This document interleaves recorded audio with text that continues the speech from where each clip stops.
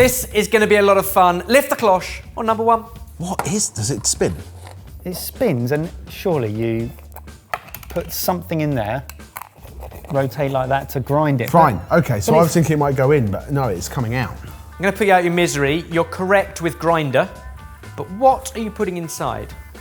It's going to be fairly soft because that's only plastic teeth. And it's not a meaty grind. You know, like it's not, I don't mean meaty as in animal meat. I mean like grr. Yeah, and it would need to be something... Doesn't help. Yeah, it doesn't feel hugely... Doesn't feel, you know, like, it's not a tough grinder. No, it's more like a meow. Yeah. Is it like the bonito flake type things? But how do you get them flaky? Do you put it in there? I'm just thinking it's thin and it can come out. Katsuobushi, you're thinking Katsuobushi? of? It's not that. This ingredient, the Japanese consume more of per head than anywhere else in the world. Sesame seeds, but... Sesame seeds could be a good one. But does that... It doesn't grind, it just... Distributes, but then so does that. And that's... You don't have to pay for that. Plus it's not plastic, and that will last, I'm hoping, over 80 years.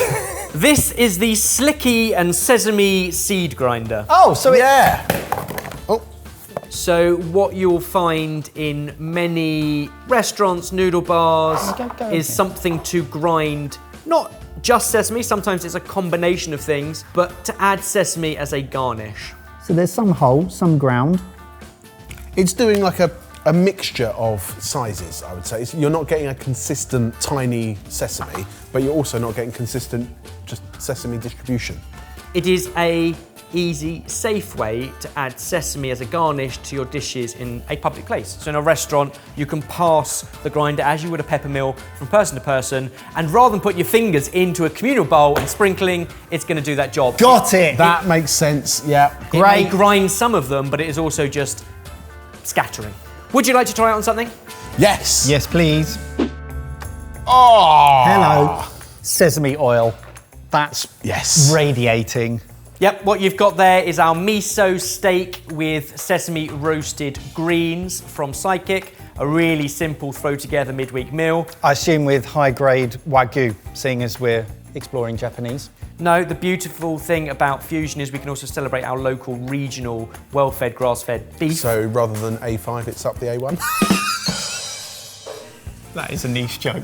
Right, but it's quite good. Those who know the road network in the UK and their Wagyu beef will be on the floor right now. Enjoy that, single person. Let's do it. Have a go.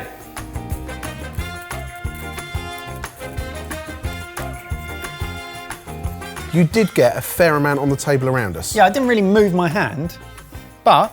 So is that what I'm saying is that the gadget's full? So in terms of reviewing the product... Yep. It's dispersed. Good to see you've got some greenery there, mate. I did, I've got some spring onion. So there's a handful of flavours we might associate with Japanese cuisine, miso, matcha, yuzu, definitely soy, but sesame is one of those, and you get them in paste form, sauce form, seed form, garnishes, seasonings. I'd never thought about having it on the table as we would have salt and pepper. In noodle bars, Wow, and the equivalent, you've got a nice bowl of steaming noodles or ramen. You can dispense and grind your own. Just everything, right? The sesame oil, the sweet and salty sort of glaze or very light sauce. It's just fantastic. Now, obviously, you can put different sesame seeds in there. Black sesame, you've got the white sesame there. You can get golden sesame seeds. You could put a blend of them. You could put roasted sesame seeds in there. It's also plausible for things like a furikake kind of mix, that you could put a blend of spices and things in there. So you're not really looking to grind them up and make them smaller, you're just looking to distribute them in a hygienic way. Yeah. I think it will do both, but I think it is more just that application of seed. It makes everything look great, doesn't it? A scattering of sesame seeds. Yeah. Option like that. How much do you reckon? Feels like it's probably going to last. I paid £5 for that. In my head, I had £5.99, but did you want it in yen? Because we didn't discuss exchange rates and things. If you could do it in yen, happy to accommodate. £1 is equal to 182 yen currently. Oh, okay. Even better. Yeah, great. 1,200 yen. And I'm going to 1,000. I'm going around 1,000. You're going around 1,000. Yeah. You've made this game more complicated than it needed to be. On the current exchange rate today, 1,638 yen. It was £9 we paid for that. £9. That feels about right, doesn't it? It's not doing anything extraordinary. It's not going to change your world, but It it's does just one thing really well. It's a really helpful. And what I like about what it does is that it was something that's not particularly familiar to me, but a great idea and something that I'd like to do more of, because it tastes and it makes your food look a lot better. Should we move on to number 2? Hang on a sec. Yep, now we can. What is that? Oh, I know. Put something in there. You heat. Doesn't sound like you right, know. Shut up. You put liquid in there. Yeah. You heat it up, and then you pour it out. And so I don't know why you do it with 3 spouts. How many? 3. Oh, 4 spouts. Do you put batter in it, or like?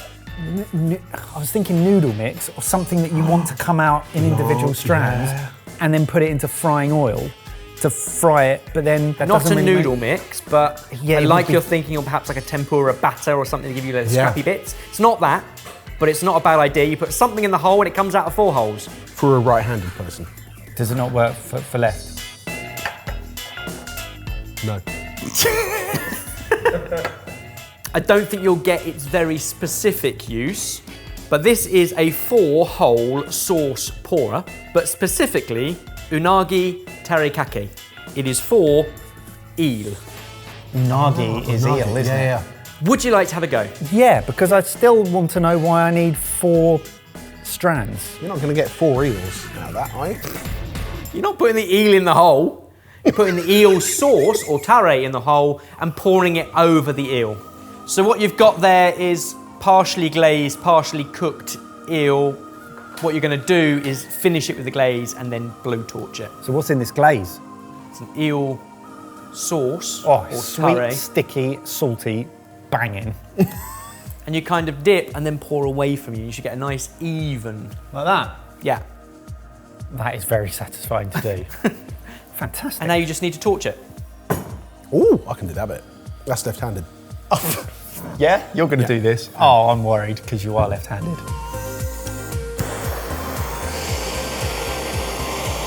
And you get all the wonderful sugar and umami from the sauce glazed over the eel. Okay. So traditionally we do this 3 or 4 times. Keep adding, keep glazing, keep adding. So it's nice and sticky, deep colour, and you do that final glaze just before serving it, even though the eel was previously cooked. Okay. I think it's a real shame because in the UK we used to eat a lot of eel. We even have an entire city, Ely, that was known for its eel production and catching and The way you sorting. say it makes me icky. Ely. But less so now. And yet unagi is a big ingredient in Japan, and the 4-hole sauce pourer is required to make it perfect. What's the difference from just pouring it from the jug? Flow. Remember, it is called a tare kake. So tare is kind of the word for sauce, on seasoning sauce, and kake literally means to drizzle over. Drizzle, not Drizzle. pour. Okay, well, fine. Good. Fine. Can we eat it? Yeah. So we're serving it with some rice, some pickled radish, some greens, but look at that glaze over the eel. This is amazing. Wow. Cheers. Kanpai. Holy moly. That eel tastes so much better than it sounds. Japanese style eel tastes so much better than putting it in jelly. Yeah, I mean, fact, 100%. so delicious. That is stunning. That's lovely. I think it's great. I think it's super satisfying to use. I think it does its job. It does require small amounts out of all 4 nozzles to distribute the glaze evenly. I think you could get similar results from using other equipment. A squeezy bottle with more of a zhuzh. Yeah, for me, this is a gadget that lives in history and in tradition rather than necessarily being the most useful thing that we could use nowadays. You only need it if you're serving an awful lot of unagi, and that makes the job perfect every time. Question is, how much? 1,820 yen. No, 2,314. 5,500 yen, which puts it at $29.99 is what we paid for it. So about 30 quid for your 4-hole sauce pourer. If you're making a lot of unagi and you want to do it the traditional way, of course you're going to buy one of those. I think outside of those two prerequisites, A squeezy bottle's fine. Okay, boys, ready for another one? Oh yeah. Yes, please. If there's food. If you're enjoying this, there are some small things you can do that make a big difference to us. Like the video. Subscribe if you aren't. Click the notification bell and select all. Thanks. Another niche application. Lift the cloche. oh, I like this. So it's got bits. Oh, it's got a thermometer on the front. Oh yeah. Is it for rice? Ramen? Ramen, could be for ramen. Ramen broth. What would you So it's need a stainless steel bowl, that you need a precise temperature on? a red line between 160 and 180 degrees. What do you usually cook things at 160 to fry. 180 degrees? You fry things. Oil. So we're putting oil in here, so we know what temperature our oil is at. Is it like a fondue? It's like a Japanese fondue. You. So, I thought you were going to say, well, we mentioned it earlier, tempura. Yeah. And you went, I was like, oh my goodness, he's cracked it. And then you went fondue. But you're going to cook something there, because then you're going to put it on there to like dry. This is a Japanese-style tempura frying pan. Oh, hey! Fill it with oil. You can slowly dip and fry your items, and then they sit on your rack to drain, and excess oil drips back into your pan. It keeps them kind of slightly warm over the warm pan until you serve them. Crispy and golden. Wow. That's so Japanese. Yeah. Would you like to great. try some? Yes. Are we going to use this? We're going to use it. Oh, nice. Yeah, definitely.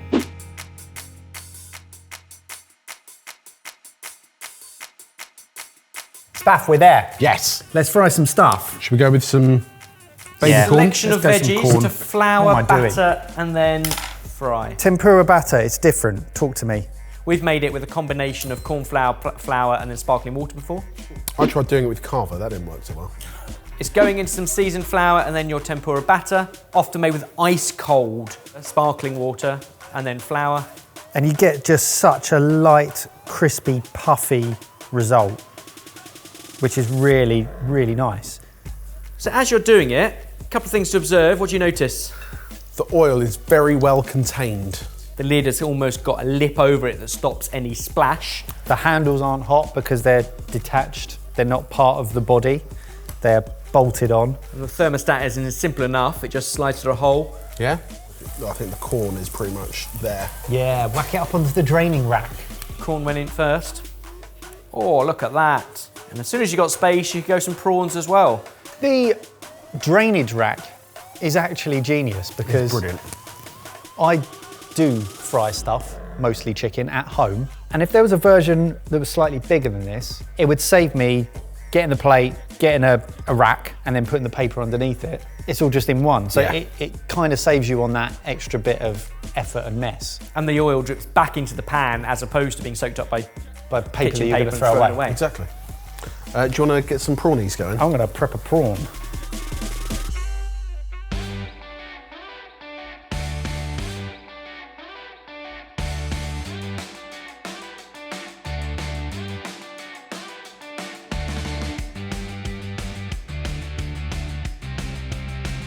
Well, I'd like to say that we did a great job. That's a superb plate of brown, isn't it? I'm trying the corn first. I've got a sweet, sticky soy glaze. With a bit of luck, light, crispy, Absolutely. hear the crunch. That is how you make veg taste great. It works perfectly. More useful than a normal saucepan because it's got the thermometer on it. The drying rack is genius. The fact it's slightly enclosed is fantastic. It's just a really simple, well thought out, all-in-one fryer.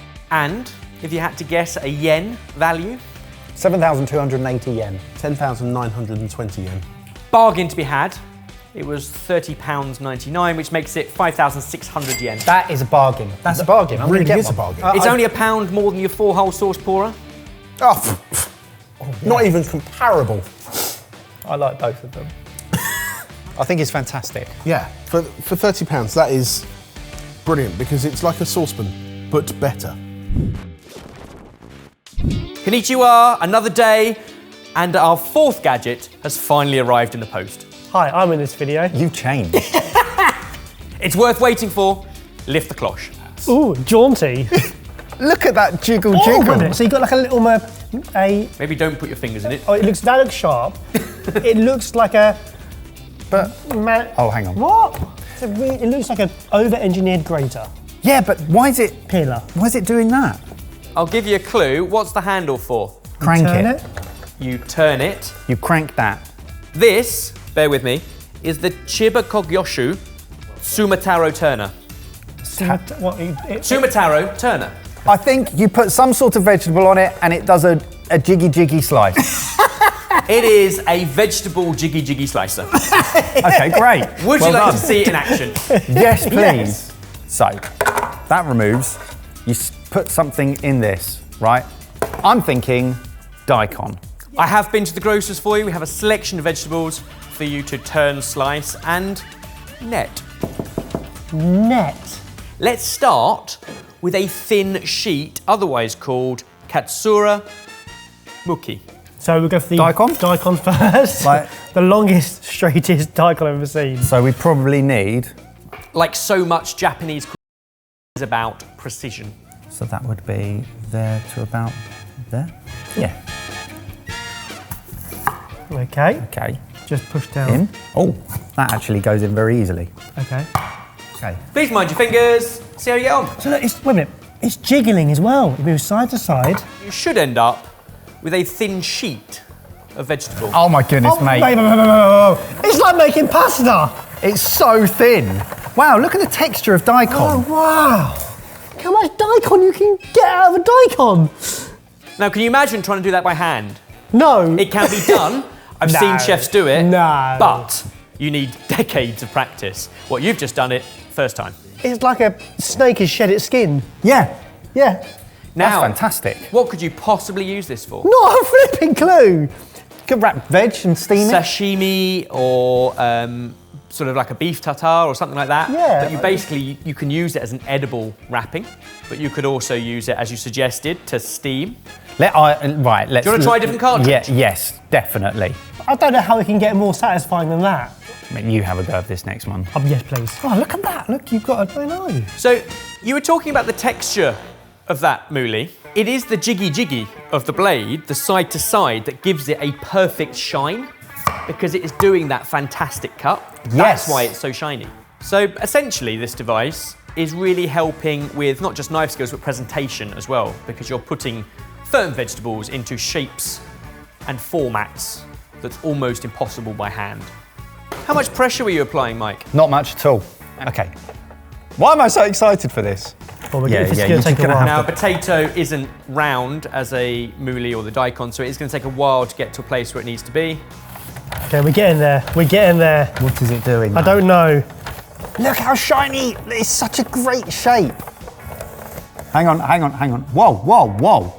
Oh no. What? The right amount of pressure, the right jiggle, and the right cartridge, you should end up with netting. No way. Oh, wait a minute. I think... The starchiness. It's too starchy. It's too... You get. Oh, look. Yeah. It's like that cardboard that they wrap bottles in for packaging. Oh my goodness, this is the best. Cut me some daikon. Yes, sir. Okay, now. Ready? Okay, yeah. So imagine doing this with the firmer outside before you get to the wet bit of a cucumber, but also a carrot, daikon. Those cylindrical vegetables are definitely easier. Okay, right. Daikon, whoa. Daikon's really delicate. It's so thin. This is definitely just getting used to using it because look, you can start to see the pattern once you ease it apart slowly. It's really, really impressive. It's really cool. Absolutely. What an amazing piece of kit.